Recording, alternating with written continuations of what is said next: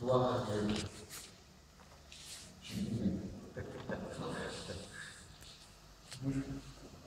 Gloire au Seigneur. Merci à Dieu. Vous savez tous dans le nom du Seigneur Jésus ce soir. Je suis heureux que le frère Élie m'a téléphoné pour venir partager le conseil de la parole de Dieu avec vous ce soir. C'est vrai que le faire une réunion, vous savez, c'est pas spécialement quelque chose qu'on garde pour soi. J'ai l'habitude de dire, et puis je pense, c'est que la réunion c'est un partage. On a partagé avec Élie, avec le frère, avec les frères qui sont là, les témoignages. On a partagé les choses vécues, on a partagé les chants cantiques. Et ce que je veux vous partager ce soir, c'est la parole de Dieu. C'est ce que moi j'ai reçu dans la journée d'aujourd'hui. Cette petite pensée que Dieu a mis sur mon cœur, et bien j'aimerais qu'on la partage ensemble. Et puis, les textes qui vont être cités pour les chrétiens, vous le savez, mais pour ceux qui ne sont pas chrétiens, moi je ne sais pas qui c'est qui est chrétien ou pas ce soir, hein, spécialement. Les frères qui ont chanté, je sais qu'ils sont chrétiens, il n'y a pas de problème, mais je ne sais pas, on ne connaît pas les gens, moi je ne connais pas les gens qui sont là. Mais les textes qui vont être cités, c'est la parole de Dieu qui nous le dit. Amen. Et ce que la parole de Dieu dit, elle est vérité. Amen. Parce qu'elle est Jésus, elle est la parole. Et puis, ce sont des choses qui ont été aussi, comme il a dit, vécues par d'autres personnes, vécues par des gens qui étaient là et qui voyaient Jésus faire, qui voyaient ce que Jésus faisait aussi, qui voyaient à l'époque de l'Ancien Testament comment le peuple marchait, comment le peuple vivait. Et puis, je vais reprendre ce qu'a dit ma compagne, ma femme qui a témoigné tout à l'heure.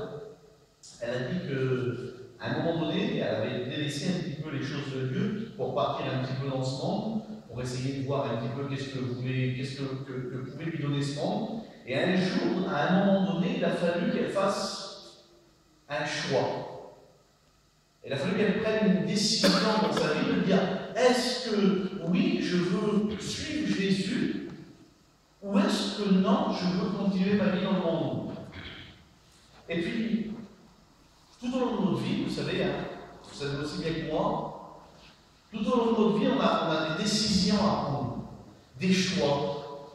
Alors, plus ou moins importants, mais on a des décisions et des choix qu'on va faire. Et certaines de ces décisions qu'on va prendre vont faire qu'on va avoir une vie qui va se dérouler de telle manière ou une vie qui va se dérouler d'une autre manière. Si ma compagne, je prends l'exemple d'elle, si ma compagne aurait pris cette décision peut-être de continuer à vivre sa vie dans le monde,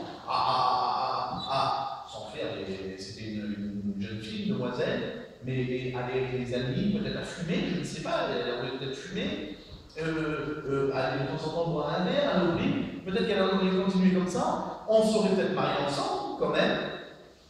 Mais par rapport à sa vie qu'elle aurait eue, peut-être que moi, je ne serais pas devenu chrétien, parce que je vous le dis la vérité, et puis mon témoignage c'est ça aussi, c'est que moi je me suis converti par rapport à la marche, et à voir à la vie de ma compagne, à son témoignage. Parce que moi j'insistais pour certaines choses, et elle sans être méchante, elle a toujours été très gentille, sinon elle je plaisante.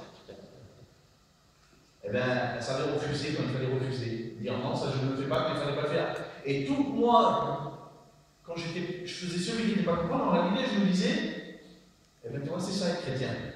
C'est ça être chrétien. Elle a raison. Et donc, cette décision qu'elle a prise à ce moment-là a fait qu'on a eu une vie différente, peut-être que celle qu'elle aurait eue si elle aurait pris la décision de suivre le monde. Alors, il y a certaines décisions qui vont déterminer en réalité si notre vie va avoir un succès, va être un succès. Parce que quand on choisit de vivre une vie en Dieu, c'est un succès assuré. Le succès, c'est pas d'être une star, non, le succès d'avoir une vie réussie, c'est d'avoir Jésus-Christ dans son cœur. Il l'a dit le frère tout à l'heure. Qu'on ressent cet amour de Jésus, qu'on reçoit l'amour de Christ. Mais c'est quelque chose en réalité qu'on ne peut même pas vous dire, vous qui n'êtes pas chrétien. On ne peut même pas vous en parler parce que, c'est vrai les frères, il n'y a pas de mots. Il n'y a pas de mots pour décrire l'amour de Jésus dans un cœur. Il n'y a pas de mots pour décrire la puissance de Christ dans une vie. C'est seulement quelque chose qu'on vit. C'est une vie vécue. Alors soit la décision qu'on va prendre, à certains moments, ça va donner que notre vie va être un succès, une réussite avec Christ, ou alors, je vous le dis, ça va être un malheur, un désastre, une calamité. Alors bien sûr que dans la vie de ce monde, on a des moments de joie, on a des moments de, on va dire, non pas de paix, mais de bonheur passager, mais quelque chose qui reste en réalité éphémère. C'est quelque chose d'éphémère, c'est quelque chose qui passe, et qu'il faut constamment, comme il a dit tout à l'heure, encore une fois, recommencer, et recommencer, et recommencer. Parce que prenez l'exemple que si moi demain, là, je n'étais pas chrétien, je sors, je m'en vais, je fais une sortie, excusez-moi, je m'en vais en boîte, je bois, je me réjouis un moment avec des copains, et le soir, je rentre chez moi, je me couche, je dors, mais c'est passé. Le lendemain, qu'est-ce qu'il faut que je fasse si je veux avoir un petit moment de détente, un moment de bonheur, un moment de joie? Eh bien, il faut que je recommence. Et c'est ça la vie de ce monde. Mais avec Dieu, on est comblé tous les jours. On a notre vie qui est comblée. Et en réalité, c'est ce qu'on essaie de vous faire comprendre des fois, mais que c'est difficile avec des mots. La seule façon pour que vous compreniez ces choses, c'est de se tourner vers lui et de l'accepter comme votre sauveur. De faire une expérience avec lui. Parce que si vous voudriez faire une expérience avec lui, que vous voudriez dire Seigneur, eh bien moi je ressentais ta présence, mais pas avec sa tête, parce que les choses de Dieu, ça ne se passe pas avec la tête. Sinon, il y aurait des dizaines, des centaines, des milliers, maintenant il y aura beaucoup de chrétiens, mais des personnes qui seraient converties de tous les côtés. Mais les choses de Dieu, ça se passe avec le cœur. Ça se passe avec le siège des sentiments. C'est là où siègent nos sentiments. C'est ici, à l'intérieur de nous. C'est pas là. La Bible dit que c'est de l'abondance du cœur que la bouche parle. Tout se passe ici. Si on voudrait dire Seigneur, je voudrais faire une expérience avec toi, avec notre cœur, et même le Seigneur vous bénirait. Et vous sentirez l'amour de Jésus. C'est pas que sa tête. Mais là, je m'éloigne un peu du message. Ce que je voudrais vous dire, c'est qu'il y a beaucoup de décisions qui vont faire que notre vie va être un succès, va être une joie, va être un bonheur, ou alors notre vie va être un malheur. Parce qu'il n'y a pas de premier chemin, il y en a que deux. Il y a le chemin de la vie, et il y a le chemin de la mort. Tu ne peux pas dire, je vais emprunter un sentier qui fait que, qui va m'amener. Non. Non. Il y a le chemin, la porte large, spacieuse qui mène à la bénédiction, et la petite porte resserrée, un peu difficile d'accès. Pourquoi? Parce qu'en réalité, c'est pas que c'est difficile, c'est nous qui nous mettons des difficultés à accéder à ce chemin-là, ce petit chemin. Mais c'est celui qui donne la vie éternelle. Et puis Job a dit, Job 22, 28, il dit, à tes résolutions répondra le succès. C'est à tes résolutions. Je vais reprendre l'exemple, excusez-moi de ma compagne, mais Dieu lui avait donné ce qu'il voulait, Dieu lui avait donné l'esprit, Dieu lui avait donné à avoir la joie, avoir la paix, avoir le bonheur. Elle avait pris une résolution de se retirer des choses de Dieu, mais c'est ta résolution qui fait que toi tu viens, ou soit tu viens pas. Dieu, lui, ne peut pas faire le choix pour toi, c'est pas possible. C'est pas possible. Moi, je ne peux pas faire le choix pour toi. Chez nous, il y a beaucoup de personnes qui ne sont pas chrétiennes, la femme. Moi, je suis fort cette idée. Beaucoup de ma famille les connaît un peu, il dit, beaucoup de ma famille qui ne sont pas chrétiennes. Ma femme vous l'a dit, j'ai un petit garçon de 8 ans. Zacharie, il s'appelle. L'Éternel s'est souvenu, ça veut dire. C'est bien. On me l'a donné, j'étais content. 8 ans, ça fait 16 ans qu'on est mariés. J'ai un petit 8 ans, donc on va rester un moment. Hein. Eh bien, même si, excusez-moi du terme, mais j'aime dire ça, même si moi je voudrais donner, non pas ma vie, mais même la vie de mon garçon pour ma famille, c'est pas ça qui est sauvé. Ça n'en tient qu'à toi. Ça n'en tient qu'à ta résolution. Ça n'en tient qu'à ta décision que tu vas prendre, que tu vas faire, que ta vie va être un succès, que tu répondras, tu auras du succès dans ta vie chrétienne, ou alors dans ta vie avec Dieu, ou alors si ta vie va être un malheur de suivre les choses du monde. Ça n'en tient qu'à toi. Tout nous a été donné maintenant. C'est à nous de faire le bon choix. C'est à nous. Et puis vous savez, il y a des personnes qui ont eu des décisions à prendre à la parole de Dieu et qui ont pris de mauvaises décisions. Pourtant, ils ont été prévenus. J'aurais pu parler de Noé, les hommes et les femmes qui étaient là, et la maison, ont été prévenus que des juges allaient arriver. 70 ans, quelque chose comme ça, hein, pour faire l'arche, quelque chose, je ne sais plus exactement, un peu plus, bon, encore plus alors. Que Noé leur a dit que le déluge arrivait. Mais voilà, les gens ne voulaient pas prendre la décision de monter dans l'arche. Pour eux, le moyen de salut, pour sauver leur vie à cette époque-là, c'était l'arche. Le bateau était là. Et pour vous, ce soir, le moyen de salut, c'est Jésus-Christ à la croix du Calvaire. Il n'y a pas d'autre solution pour vous. Il n'y a pas d'autre possibilité. Mais je vais vous parler d'un homme qui s'appelle Caïn. Tout le monde le connaît, Caïn. Caïn, frère d'Abel, fils d'Adam et Ève. Un des premiers hommes de la parole de Dieu puis de l'humanité. On le retrouve dans Genèse, chapitre 4, verset 7. Et là, Dieu connaît, Dieu sait ce qui se trame dans le cœur de Caïn.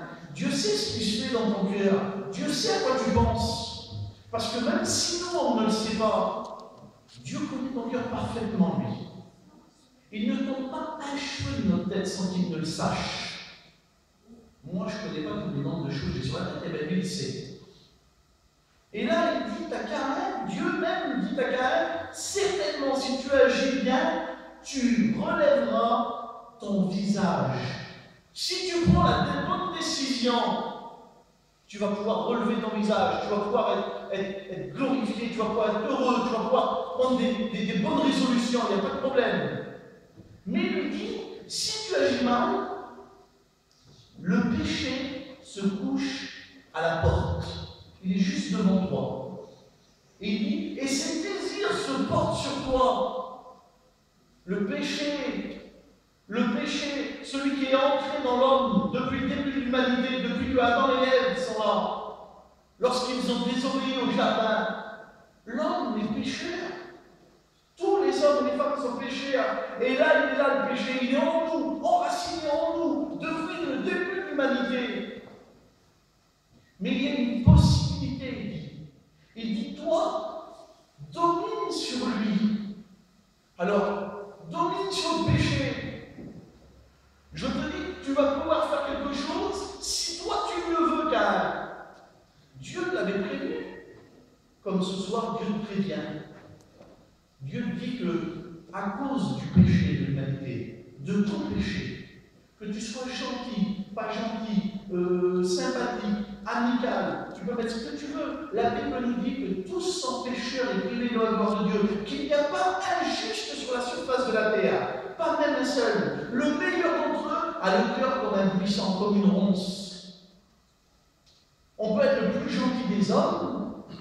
Si Christ ne nous a pas rachetés, ne nous a pas purifiés par son sang précieux, on est pécheurs. Et il te le dit encore ce soir, comme il a dit à Caïn, tu as une possibilité, Caïn, fais le bon choix. Fais le bon choix dans ta vie. Et combien de fois tu as écouté la parole de Dieu?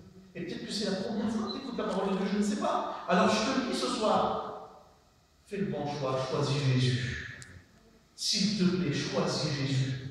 Écoute pas ma voix, moi. Écoute la voix de Dieu. Choisis Jésus, s'il te plaît, ce soir. Et voilà Caïn borné dans ses pensées, borné dans sa méchanceté, borné parce qu'il ne voulait pas écouter, eh bien, il va et il tue son frère.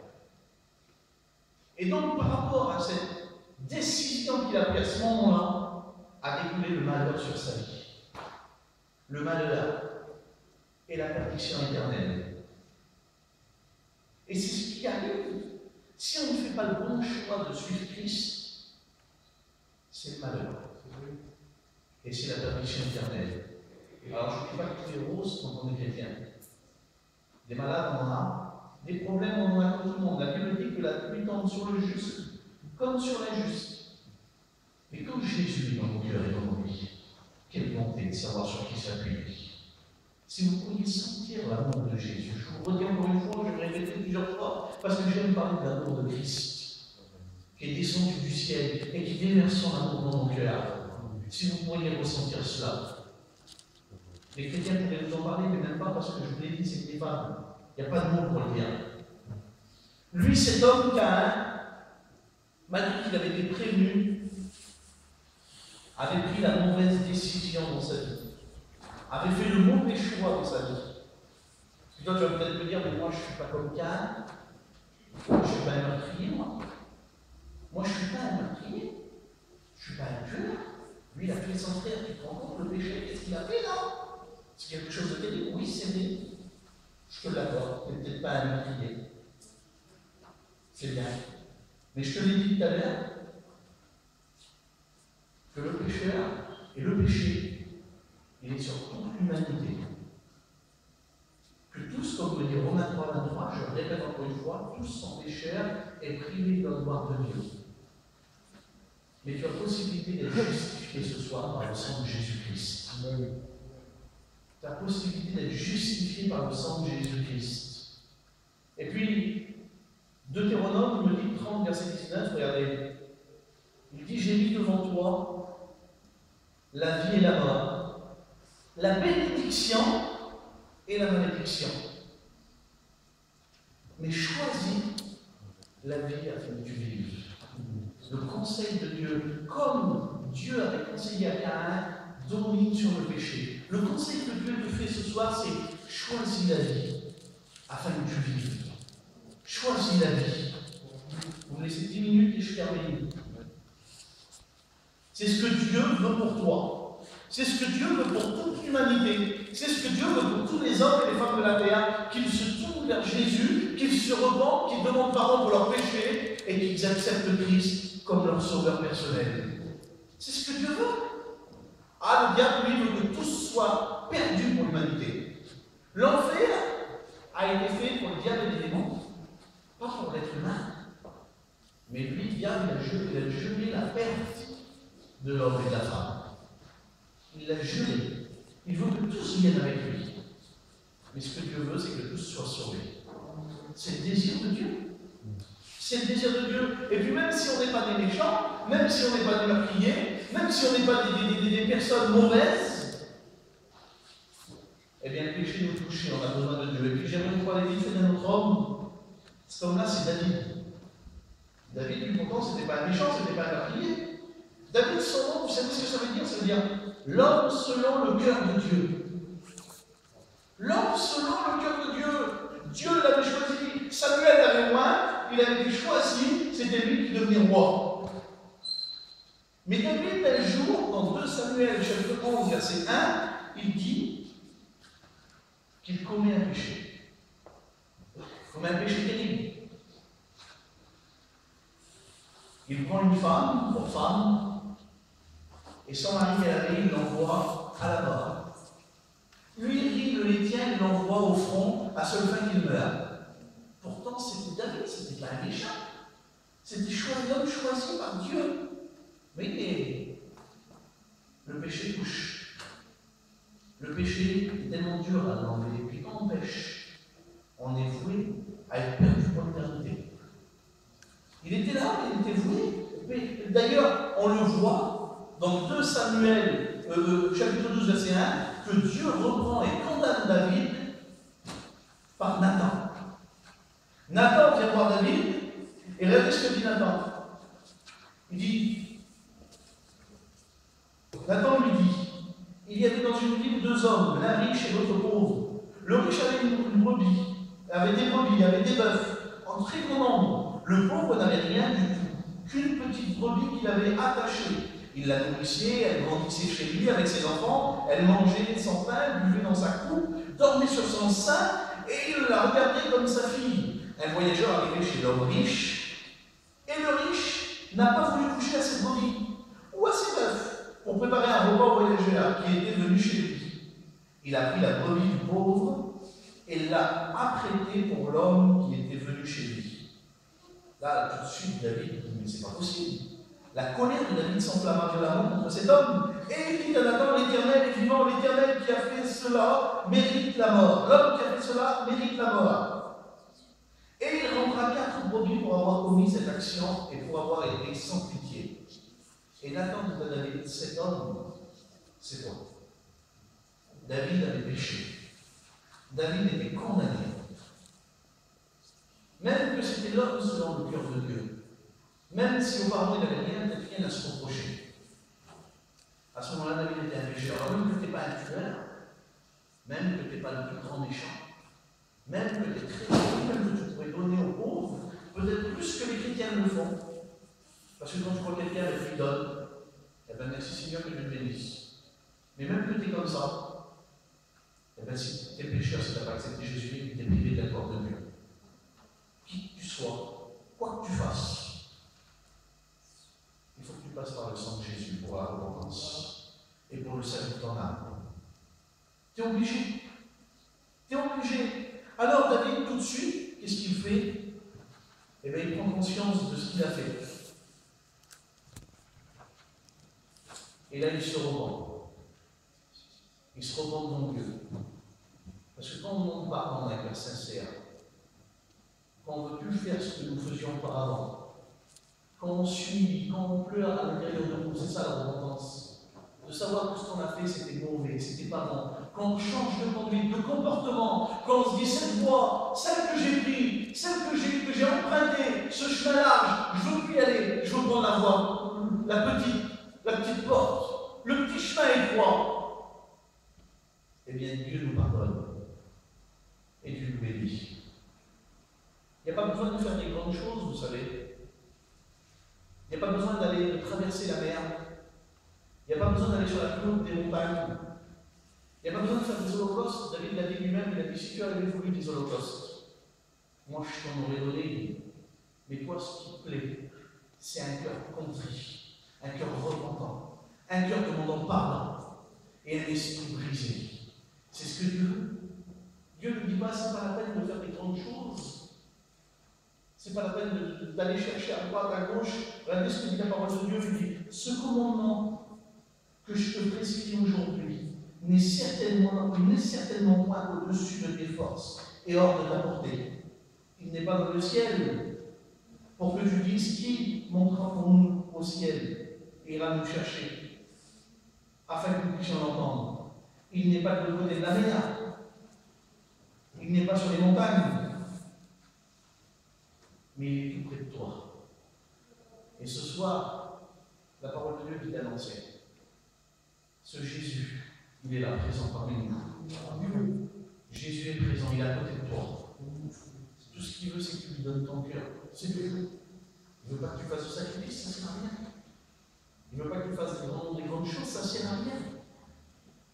La Bible dit que c'est lui qui a tout accompli. Il dit tout est accompli. Quand Dieu a donné son Fils, Jean 3,16, car Dieu a tant aimé le monde. Il m'a aimé à moi, il a aimé les frères, vous avez vu qu'ils ont chanté là, oui, il n'y a pas de problème. Il a aimé les sœurs, il vous a aimé à vous aussi, à vous tous là. Jésus t'aime. Jésus t'aime. Dieu t'aime. Il t'a tellement aimé. C'est pour toi, tu peux mettre ton nom, je te le dis sur le verset là. Il t'a tellement aimé à toi, et bien qu'il a donné son Fils unique. Si moi je pourrais donner mon dit, ça ne servait à rien, eh bien lui il a donné l'agneau de Dieu qui ôte le péché du monde. Il a donné Jésus-Christ à la croix du Calvaire pour toi. Alors qu'est-ce qu'il faut qu'il fasse de plus?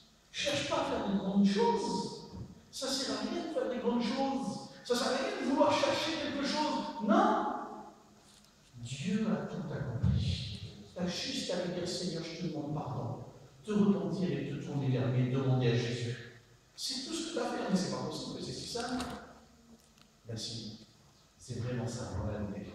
Et nous, on se met tellement de difficultés, puis le diable est là, et essaie de nous dire c'est pas ça, c'est pas comme ça, toi t'en as trop fait, toi c'est pas possible, toi t'y arriveras pas. Mais si, t'en as pas trop fait. Tu aurais pu faire ce que tu veux sur la terre. Dieu a donné son Fils pour toi. Jésus est mort pour toi. On lui a arraché la barbe. On lui a mis une couronne d'épines, c'est pour toi. On lui a mis des coups de fouet, c'est pour toi. On l'a crucifié à la croix, c'est pour toi. On lui a percé son côté, c'est pour toi. Tout ce qui a été fait, c'est pour toi. C'est pour toi que Jésus a donné sa vie. Alors cherche pas loin, ne va pas ailleurs. Demande seulement à Jésus avec ton cœur. Mon fils, ma fille, donne-moi ton cœur, c'est tout ce que Dieu veut. Donne-moi ton cœur. Ne dis pas demain, ne dis pas plus tard. La Bible dit si ce soir, si aujourd'hui vous entendez sa voix, n'endurcissez pas votre cœur. C'est ce soir ton soir. C'est ce soir où tu dois te mentir. C'est ce soir où tu dois prendre cette bonne décision et accepter Jésus. Ne continue pas dans cette voie, ne continue pas dans la décision que tu as prise, mais tourne-toi vers Jésus et tu auras le salut dans ta vie. Gloire à Dieu. Je voudrais qu'on prie le Seigneur. Je voudrais qu'il prie le Seigneur.